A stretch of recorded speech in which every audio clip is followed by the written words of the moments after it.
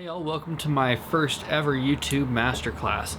This is a video for all the beginners out there who are either too afraid to start a YouTube channel, don't know how to get started, need the basics on what you actually need to do to be able to create content, whether you're creating content with your face in it or not. I'm going to give you a rundown of all the basics to get you started. In future videos, I'll go through different types of channels, different types of content that you can make. I have a feeling the next one's going to be more of a vlog style and teach you guys how to vlog. So, with that, let's get right into all the basics that you need.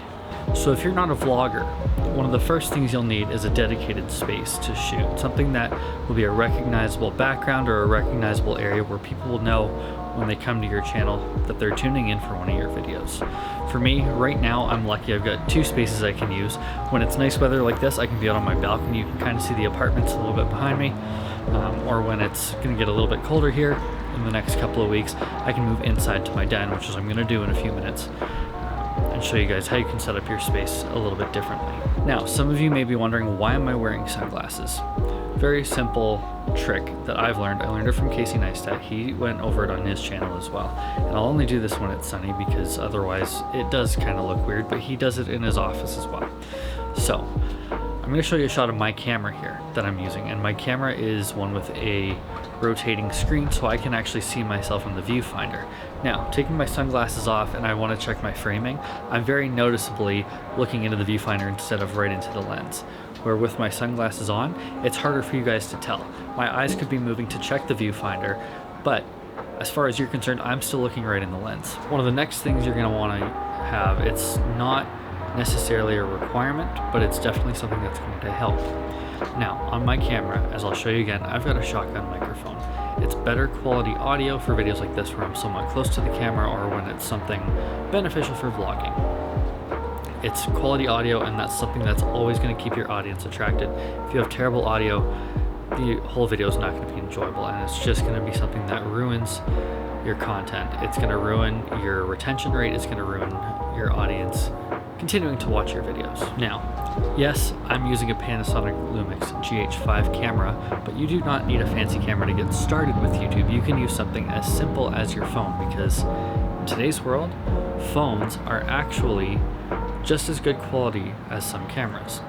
My phone right here, iPhone 13 Pro, I know a lot of you probably have iPhones, but they shoot 4K now, and I'm shooting right now in 4K 24 frames per second.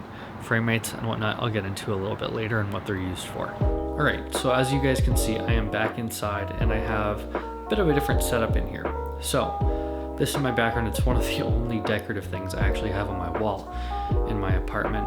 Got a bit of backlighting. I'm actually using my phone flashlight on one side because I don't have my big studio light available to use right now. And as you can see, it's not a whole lot of light, but you need enough light to get rid of shadows or to make sure that your shot's not grainy, to make sure that you're not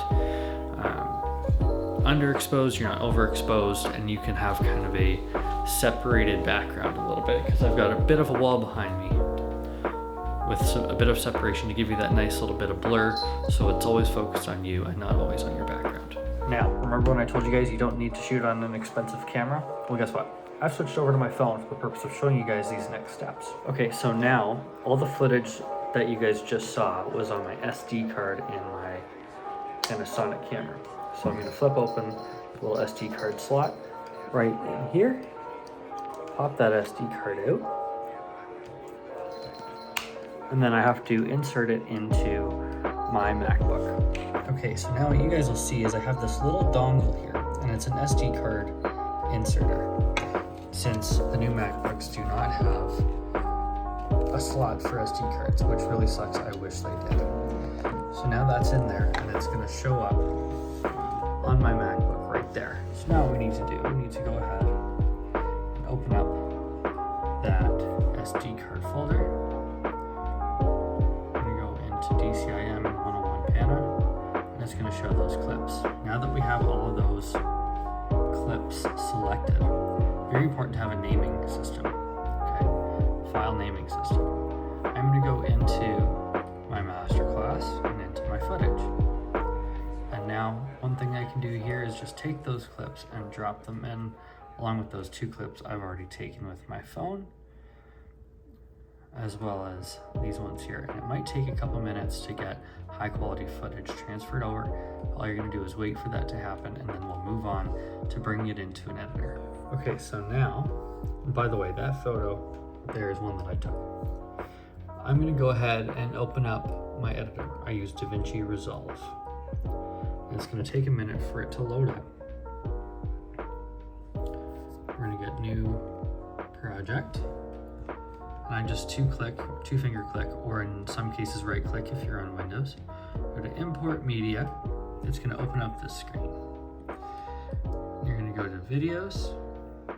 In my case, in my masterclass.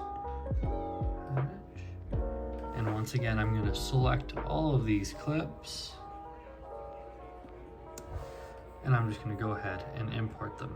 Now, when it comes to editing, that is purely a creative choice. So I can't show you guys how to edit because my style of editing might be different from yours. You'll see it when this video is all put together. You'll see kind of how I do things. A little bit of music, a little bit of creative cutting. But go ahead, have fun. Hope you enjoyed this video. Thanks for watching this video. Come back next time where I teach you how to vlog.